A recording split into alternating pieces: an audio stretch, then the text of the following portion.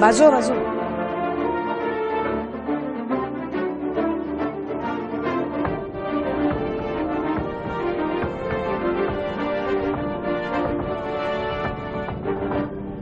नमस्कार. 8:30च्या बातमीपत्रात मी शिबानी जोशी आपलं स्वागत करते.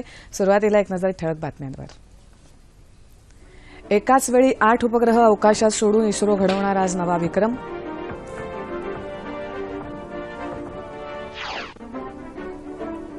IIT पवईच्या विद्यार्थ्यांनी तयार केलेला प्रथमही आज अंतराळात झेपावणार.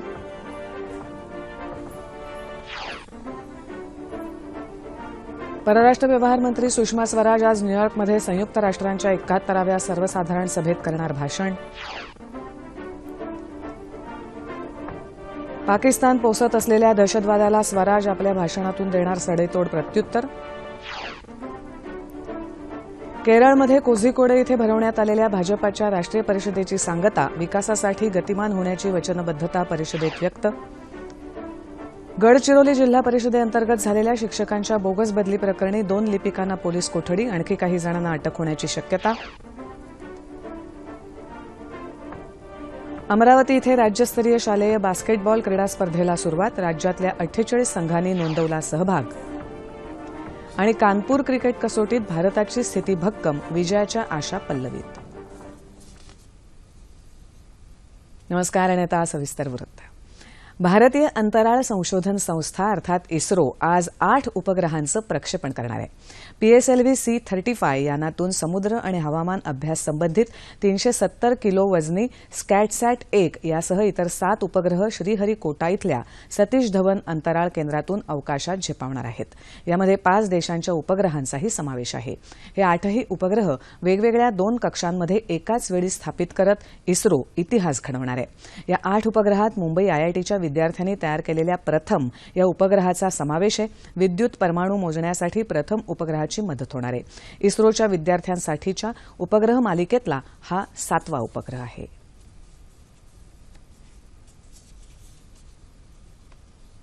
परराष्ट्र व्यवहार मंत्री सुषमा स्वराज आज न्यूयॉर्कमध्ये संयुक्त राष्ट्रांच्या 71व्या सर्वसाधारण सभेत भाषण करणार आहेत. पाकिस्तानचे पंतप्रधान नवाज शरीफ यांनी न्यूयॉर्कमध्ये काश्मीरबद्दल केलेल्या वक्तव्यांना स्वराज यांच्या भाषणातून सडेतोड प्रत्युत्तर दिलं जाण्याची शक्यता आहे. याआधीच प्रतिक्रियेचा हक्क बजावत भारतानं शरीफ यांच्या भाषणाचा समाचार घेतलाय. दहशतवादाला राष्ट्रीय धोरणाचं साधन बनवून पाकिस्तान युद्ध सदृश परिस्थिती उत्पन्न करणाऱ्या कुरापती काढत असल्याचं भारतानं म्हटलं आहे.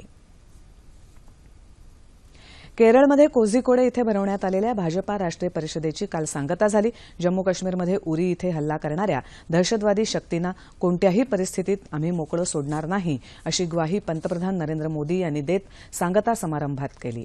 शांतता, एकता आणि जातीय सलोखा हाच आमचा काश्मीरी लोकांसाठी संदेश असून सगळ्या समस्या सोडवून विकासाकडे गतिमान होण्यासाठी याच त्रिसूत्रीची गरज असल्याचं ते यावेळी म्हणाले. अलीकडेच पॅरिसमध्ये झालेल्या जागतिक हवामान बदल परिषदेत घेण्यात आलेल्या निर्णयांना येत्या गांधी जयंतीला म्हणजेच 2 ऑक्टोबरला मान्यता देण्यात येईल असंही त्यांनी सांगितलं. महात्मा गांधी की जन्म जयंती पर भारत COP21 के जो निर्णय किए गए हैं, जिसमें भारत ने अपनी जो जिम्मेवारी उठाने का फैसला किया है, उसको हम 2 अक्टूबर को रेटिफाई करेंगे. क्योंकि महात्मा गांधी का जीवन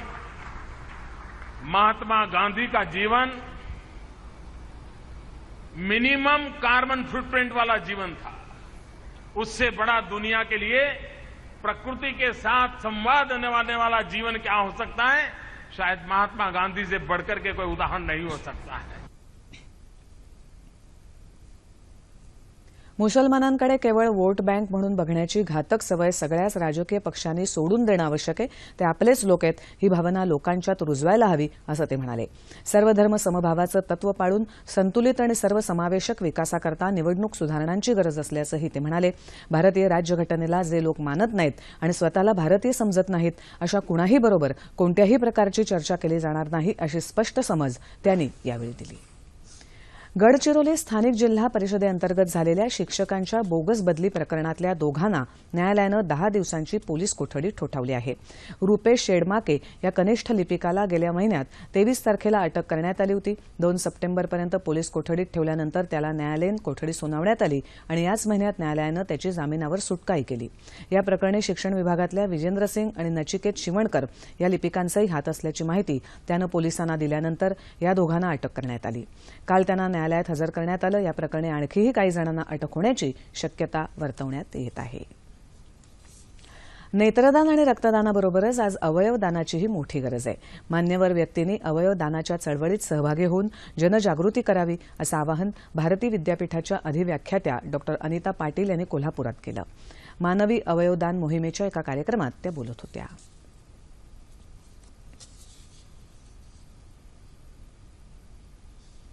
दरवर्षी विजयादशमीला होणाऱ्या राष्ट्रीय स्वयंसेवक संघाच्या संचलन आणि कवायतीची रंगीत तालीम नागपूरच्या रेशीमबाग मैदानावर पार पडली. यावेळी विजयादशमीच्या उत्सवात केल्या जाणाऱ्या कवायतीचा सराव करण्यात आला. यावेळी सरावासाठी आलेल्या स्वयंसेवकांनी पूर्वीच्या खाकी हाफ पॅन्टऐवजी बदललेल्या गणवेशानुसार तपकिरी रंगाची फुल पॅन्ट घालून सराव केला. राष्ट्रीय स्वयंसेवक संघाच्या गणवेशात बदल करण्याचा निर्णय झाल्यानंतर संघ स्वयंसेवक पहिल्यांदाच विजयादशमीच्या सोहळ्यापासून नव्या गणवेशात दिसणार आहेत. बुलडाणा जिल्ह्यात खामगाव कृषी उत्पन्न बाजार समितीनं परिसरातल्या शेतकरी पाल्यांसाठी मनोबल अभ्यासिका सुरू केली आहे. या उपक्रमात स्पर्धा परीक्षा आणि संगणकाचं विनामूल्य प्रशिक्षणही दिलं जातं. बाजार समितीच्या उत्पन्नातूनच या अभ्यासिकेचा खर्च केला जातो. आर्थिकदृष्ट्या अडचणीत असलेल्या शेतकऱ्यांच्या मुलांना या उपक्रमामुळे मोठ्या ग्रंथालयाचाही लाभ मिळतोय. सध्या सुमारे 650 मुलांना या उपक्रमात सामील करून घेण्यात आलं आहे.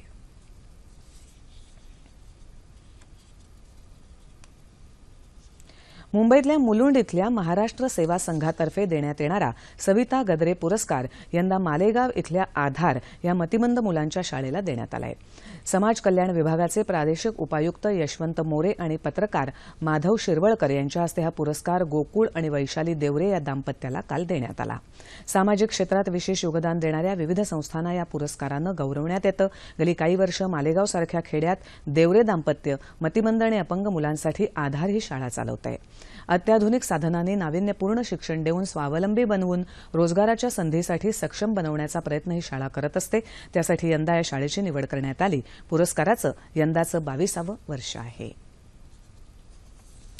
जलसंधारण म्हणजे फक्त नदी नाला खोलीकरण रुंदीकरणापुरतं मर्यादित नसतं. हे लातूर जिल्ह्यातल्या अहमदपूर तालुक्यानं रेन वॉटर हार्वेस्टिंगचा यशस्वी प्रयोग करून सिद्ध केलंय. पाहूया त्याबाबतचा वृत्तांत. लातूर जिल्ह्यात अहमदपूर तालुक्यात किनगाव इथल्या मशिदीतल्या बोअरवेलचं पाणी उन्हाळ्यात आटलं होतं. नमाजाच्या वेळी पाय धुण्यासाठी पाण्याचा प्रश्न निर्माण झाला होता. त्यावेळी मशिदीच्या छतावर पडणारं पाणी बोअरमध्ये सोडण्याची संकल्पना गटविकास अधिकारी नितीन दाताळ आणि मशिदीच्या पदाधिकाऱ्यांनी अंमलात आणली. लोकसहभागातून या ठिकाणी रेन वॉटर हार्वेस्टिंगचा प्रयोग राबवण्यात आला. त्यामुळे आता पाहिजे तेवढं पाणी बोरवेलला सुरू झालं आहे. यामध्ये लोकांचा सहभाग अत्यंत चांगला मिळाला. त्याचप्रमाणे एनजीओंचं सुद्धा म्हणजे नाम फाउंडेशन जे नाना पाटेकर आणि मकरंद अनासपुरे यांचं आहे त्यांनी सुद्धा आम्हाला आमच्या तालुक्यातील 3 ते 4 गावांमध्ये मदत केली. बोर को पानी हमारे नहीं आता था पहले. ये पाइपलाइन करने की वजह से पूरा पानी वेस्ट जा रहा था पहले. तो अब पूरा पानी ये खड्डे में पानी जमा होता है और जमा होने की वजह से हमारे बोर को पानी आ रहा है और हम मस्जिद के अंदर वजू के वास्ते पानी यूज कर रहे हैं और ये पानी फुल आ रहा है, चालू है. मंदिराच्या पाईपलाईन केल्यामुळं खड्ड्यामध्ये सहज खड्ड्यामध्ये हातपंपाच्या पाण्यामुळे आम्हाला कधीच त्रास झाला नाही. पुन्हा टँकरची गरज सुद्धा पडली नाही. गादेवाडी गावात मंदिरासह घराघराच्या छतावर पडणारं पाणी जमिनीत मुरवण्यात आलं. त्यामुळे भर उन्हाळ्यातही या गावाला टँकरची गरज भासली नाही. त्याचबरोबर सताळा गावालगतच्या नदीपात्रात मोठ्या प्रमाणावर पाणी साठा निर्माण झाला आहे. गादेवाडी या गावाला आता 24 तास पाणी पुरवठा होत आहे. ग्रामसेवक संघटनेनं केलेल्या 47,000 रुपयांच्या मदतीमुळे पाणी जमिनीत मुरवत भूगर्भातील पाण्याची पातळी वाढायला मदत झाली आहे. टँकरनं पाणी पुरवठा होत असलेल्या शहरांमध्येही रेन वॉटर हार्वेस्टिंगचा प्रयोग राबवला तर पाणी टंचाईचा प्रश्न सुटायला नक्कीच मदत होऊ शकते. लोप पावत चाललेल्या लोककलेला नवसंजीवनी मिळावी तसंच लोककलावंतांना शासनाच्या विविध योजनांची माहिती व्हावी आणि त्यांच्या अडचणी समजावून घेण्यासाठी अकोला इथे लोककलावंत जिल्हा मेळाव्याचं आयोजन करण्यात आलं होतं. लोककलावंत महासंघातर्फे हा मेळावा घेण्यात आला होता. वाशिम, बुलढाणा, अमरावती आणि अकोला जिल्ह्यातले लोककलावंत या मेळाव्याला सहभागी झाले होते.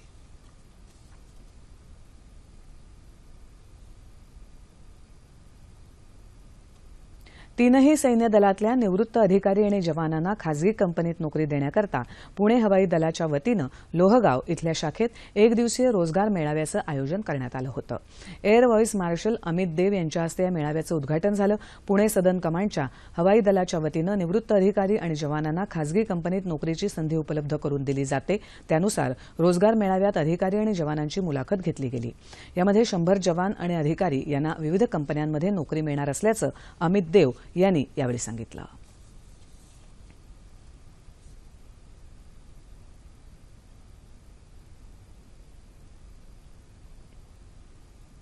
यंदाच्या राज्यस्तरीय शालेय बास्केटबॉल क्रीडा स्पर्धेचं उद्घाटन अमरावती इथे पालकमंत्री प्रवीण पोटे यांच्या हस्ते झालं. विभागीय क्रीडा संकुल आणि शिवाजी विद्यालयात 28 सप्टेंबरपर्यंत या स्पर्धा चालणार आहेत. मुंबई, नागपूर, पुणे, औरंगाबाद, नाशिक, कोल्हापूर, लातूर आणि अमरावती या 8 विभागातले मुलामुलींचे कनिष्ठ वयोगटातले 48 संघ स्पर्धेत सहभागी झाले आहेत. यातून राष्ट्रीय स्तरावर क्रीडा स्पर्धेसाठी संघ निवडण्यात येणार आहे. उद्घाटन समारंभात जिम्नॅस्ट प्रात्यक्षिकही सादर करण्यात आली.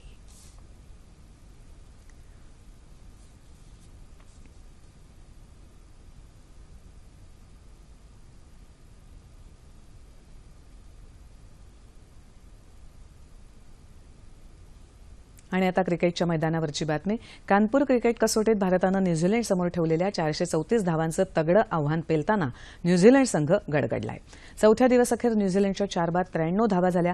भारताचा फिरकीपटू आर अश्विनच्या भेदक गोलंदाजीपुढे न्यूझीलंडच्या फलंदाजांची दमछाक झाली. सलामीला आलेला लेथम अवघ्या 2 धावा करत माघारी परतला तर गप्टिललाही भोपळाही फोडता आला नाही. कर्णधार विलियमसनला 25 धावांवर रोखत अश्विननं आपल्या कसोटी क्रिकेट कारकिर्दीतला 200वा गडी बाद केला.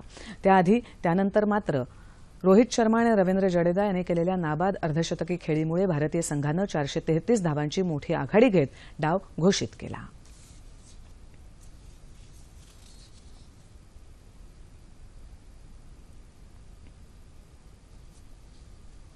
आणि आता पाऊस आणि हवामानाची बातमी. लातूर, बीड आणि उस्मानाबादला पाणीपुरवठा करणारं मांजरा धरण भरल्यानं आज सकाळी धरणाचे 6 दरवाजे उघडले असून धरणातून 250 क्युसेक पाण्याचा विसर्ग होत आहे, अशी माहिती धरणाचे शाखा अभियंता अनिल मुळे यांनी दिली आहे. यामुळे नदीकाठच्या गावांना सतर्कतेचा इशाराही देण्यात आला आहे. नांदेड जिल्ह्यात या हंगामात 97.68% इतका पाऊस झालाय. सध्या जिल्ह्यात पावसानं उघडीप घेतली असली तरी विष्णुपुरी प्रकल्पाचे 9 दरवाजे उघडण्यात आले आहेत. गोदावरी नदीची पाण्याची पातळी वाढून पूर परिस्थिती निर्माण होण्याची स्थिती निर्माण झाली होती. मात्र नांदेडचे जिल्हाधिकारी सुरेश काकाणी यांनी आंध्र प्रदेशातल्या प्रशासनाला इथल्या परिस्थितीचा आढावा दिल्यानंतर पोचमपाड धरणाचे 42 दरवाजे उघडण्यात आलेत. त्यामुळे पूर परिस्थिती टळली आहे. संपूर्ण मराठवाड्यात यंदा चांगला पाऊस झाल्यानं तिथल्या नागरिकांची पाण्याची चिंता मात्र मिटली आहे. अमरावतीमध्ये रात्रभर पावसाची रिमझिम सुरू होती. गडचिरोली जिल्ह्यात काल संध्याकाळपासून होत असलेल्या जोरदार पावसानं काहीशी विश्रांती घेतली आहे. मात्र कालच्या पावसामुळे लहान नद्यांना पूर येऊन आलापल्ली आणि भामरागड मार्ग बंद झाला आहे. मुंबईसह ठाणे आणि पालघरच्या काही भागात पावसानं आता विश्रांती घेतली आहे. येत्या 36 तासात राज्यात अनेक ठिकाणी पाऊस पडण्याची शक्यता हवामान खात्यानं वर्तवली आहे. त्याच काळात तुरळक ठिकाणी मुसळधार पाऊस पडण्याचा अंदाजही हवामान विभागानं वर्तवला आहे. ठळक बातम्या पुन्हा एकदा. एकाच वेळी 8 उपग्रह अवकाशात सोडून इस्रो घडवणार आज नवा विक्रम. IIT पवईच्या विद्यार्थ्यांनी तयार केलेला प्रथम आज अंतराळात झेपावणार.